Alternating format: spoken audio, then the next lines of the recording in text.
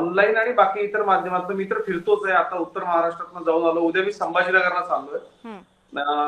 कविताजी, शासन म्हणून संपूर्ण यंत्रणा म्हणजे आपत्ती व्यवस्थापन असेल, महसूल असेल, राज्याच्या मुख्यमंत्र्यांपासून सगळे मंत्री, माननीय नामदार एकनाथराव शिंदे साहेब, अजितदादा, सगळे बांधावरती आपल्याला दिसले. आपण अत्यंत कार्यक्षमतेने या सगळ्यांना तिथं याला लावलंय, कामाला लावलंय मंत्री महोदयांनी सगळ्यांनी. आता याच्यामध्ये मी तुम्हाला सांगतो की काय आपल्याला आपण काय केलं.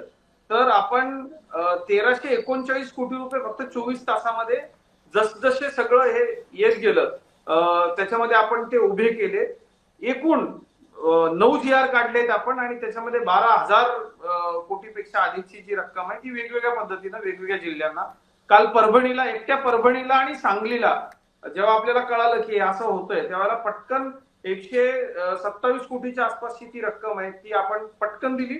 आणि आता सध्या डॉक्टर कविता राणेजी, राजकीय काय असेल टीका टिप्पणी याच्यामध्ये आम्हाला कोणालाच फसण्यात काही इंटरेस्ट नाही. आम्हाला शेतकऱ्याच्या बांधापर्यंत मदत पोहोचवायची. कारण आता आपल्या रिपोर्टमध्ये जय महाराष्ट्राचे दाखवलं तसं पुढचे 4-5 वर्ष आपल्याला शेती होईल की नाही ही फार मोठी अडचणीची गोष्ट आपल्या सगळ्यांच्या समोर आता आहे.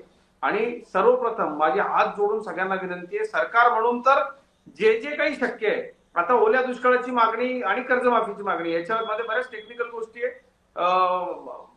आपण जर म्हणत असाल तर पुढच्या सेगमेंटमध्ये मी त्याच्यावरती पण सविस्तर बोलेन. पण आता आपण काय करतोय आणि ते खूप पोटतिडकीने करतोय. माननीय मुख्यमंत्र्यांनी सांगितलेलं आहे की संवेदनशीलपणे, म्हणजे अशा अनेक अधिकारी येतात ज्यांचं मला खरोखर कौतुक करायचंय पण एखाद्याच नाव घेतलं तर ते ठीक होणार नाही.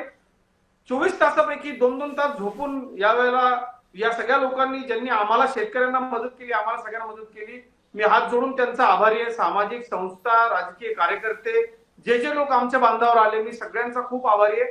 पण माझी विनंती आहे डॉक्टर कविता राणे, आपल्याला सुद्धा एक शेतकरी म्हणून, शेतकऱ्याचा मुलगा म्हणून जितकं होईल तितकं दाखवा. आम्हाला खूप गरज आहे. आम्हाला कोरड्या साहित्याची गरज आहे. आम्हाला 5 वर्ष पुढे शेती करता येणार नाही. त्याच्यामुळे तज्ञ लोकांनी येऊन आम्हाला मार्गदर्शन करण्याची गरज आहे.